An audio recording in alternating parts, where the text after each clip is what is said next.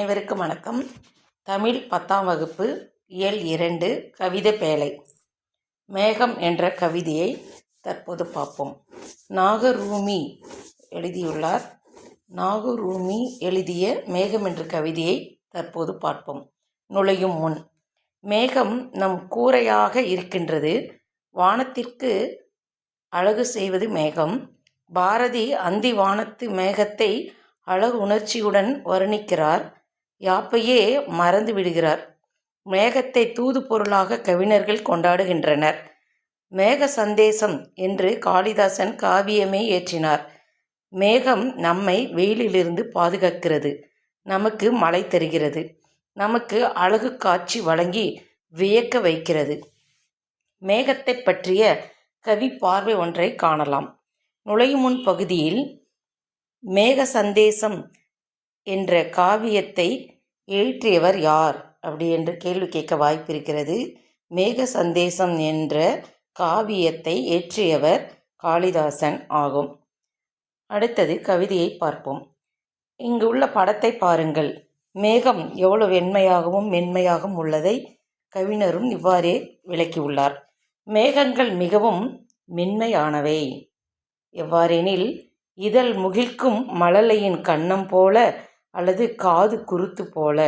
இதழ் முகிக்கும் என்பது என்னவெனில், மலர்கள் மலரும்போது அந்த மென்மை தெரியுமல்லவா, அதை மழலையின் கன்னம் போல காது குருத்து போல என்று மேகத்தோடு ஒப்பிட்டு மென்மையானவை என்று கூறுகிறார். எனினும் மேகங்கள் துணிச்சலானவை. துணிச்சலானவை என்பது என்னவெனில், முதுகை கொடுத்து சூரியனை மறைக்கும் போது மேகங்கள் துணிச்சலானவை என்கிறார். மேகங்கள் மிகவும் கருணை உள்ளவை. எவ்வாறு கருணை உள்ளவை எனில், மேகங்கள் மழை பொழிந்து தாகங்கள் தீர்க்கும் போது கருணை உள்ளவையாக கவிஞர் கூறுகிறார். மேகங்கள் மிகவும் அழகானவை. அழகானவை என்பது என்னவெனில், மலை முகடுகளில் மேகங்கள் அப்படி நடைபயிலும் போது என்று கூறுகிறார். மேகங்கள் ரொம்ப அற்புதமானவை. தண்ணீரும் இல்லாமல் தன் உயிரும் போகாமல் வான்வெளியில் மிதந்து செல்லும் போது மேகங்கள் மிகவும் மென்மையானவை என்றெல்லாம் மேகத்தை வர்ணித்து நாகரூமி அவர்கள் கவிதையை படைத்துள்ளார். இவ்வாறு நாகரூமி படைத்த கவிதையின் சுவையோடு அவரின் நூல் வெளியை காண்போம். முகமது ரஃபி என்னும் இயற்பெயரை கொண்ட நாகரூமி தஞ்சை மாவட்டத்தில் பிறந்தவர். நாகரூமியின் இயற்பெயர் என்ன? முகமது ரஃபி. இவர் 80களில், அதாவது 1980களில் கணையாழி இதழில் எழுத தொடங்கியவர்.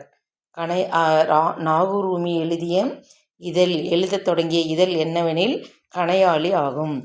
குறுநாவல், கவிதை, சிறுகதை, மொழிபெயர்ப்பு என பல தளங்களில் இவர் தொடர்ந்து இயங்கி வருபவர்.